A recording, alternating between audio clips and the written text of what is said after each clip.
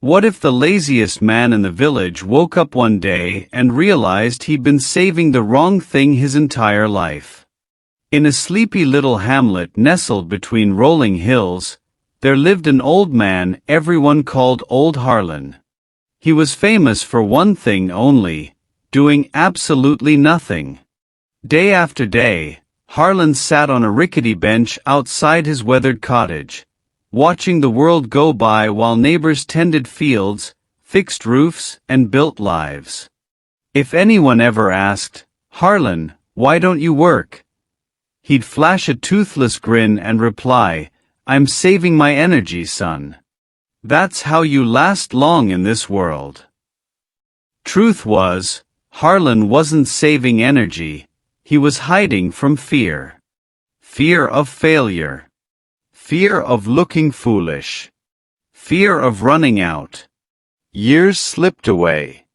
His clothes turned to rags, his pockets stayed empty, and his dreams gathered dust. One golden autumn evening, a bright-eyed boy named Elias rolled into the village.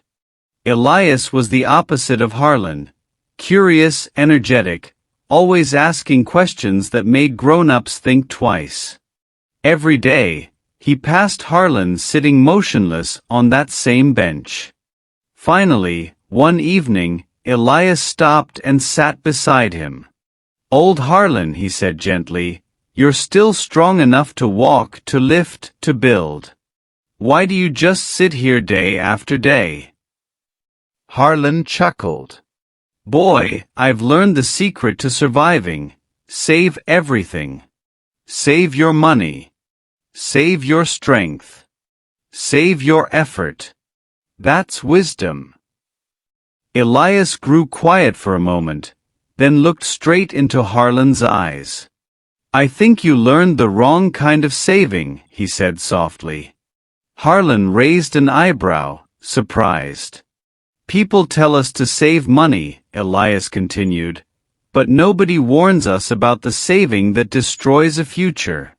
You saved money by never learning a skill. You saved energy by avoiding hard work. You saved effort by running from risk. And in the end, what did all that save?" The word struck Harlan like a cold wind. That night, for the first time in decades, he couldn't sleep. Memories flooded back, of his younger days when he dreamed of opening a small carpentry shop. "I'll start when I have enough saved," he told himself. So he saved. And waited. And saved some more.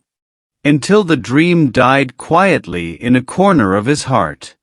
The very next morning, something shifted. Harlan dug out his one valuable possession, an old radio gathering dust, and sold it at the market. With trembling hands, he bought a few basic tools: a hammer, some nails, a saw, sandpaper.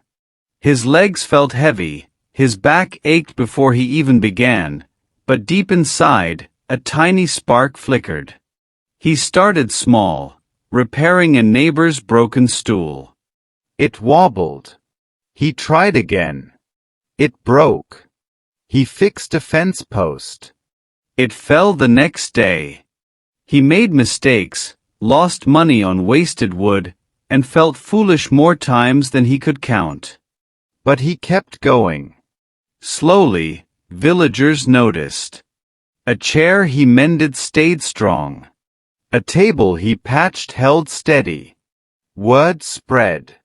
People began bringing him work, and paying him with respect, not pity. One evening, Elias returned. Harlan greeted him with a tired but genuine smile, hands rough from honest labor. "Boy," he said, eyes shining with unshed tears, "you were right. I spent my whole life saving the wrong things. I hoarded fear instead of spending courage. I saved coins instead of investing in myself." He paused, looking out at the sunset. Never save out of fear. Spend your time. Invest your effort. Use your energy to grow. That's the only saving that matters. Years later, no one called him Lazy Harlan anymore. They called him Wise Harlan. He never became rich, but he became alive, brave enough to start late, strong enough to fail forward, and humble enough to admit he'd wasted decades on the wrong kind of saving. So here's the question for you. What are you saving right now that's quietly costing you your future? Your energy? Your dreams? Your courage? Don't wait for perfect conditions. Don't save fear. Invest in yourself, today. The life you want isn't waiting for more savings. It's waiting for you to spend what you already have, one small brave step at a time. Start now.